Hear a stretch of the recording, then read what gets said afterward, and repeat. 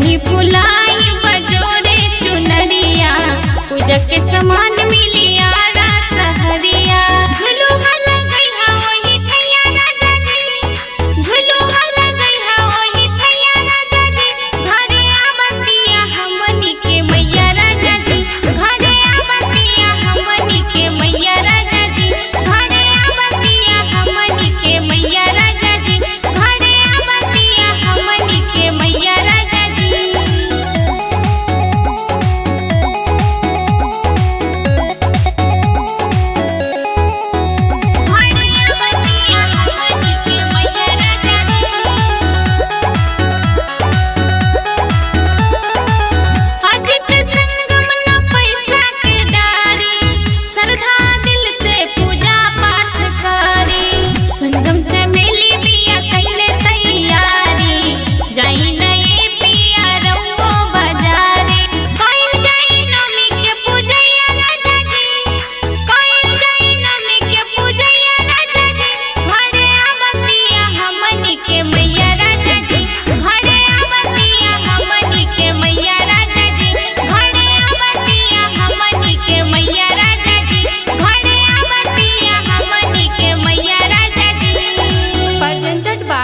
Hans Vahini recording studio Basuki.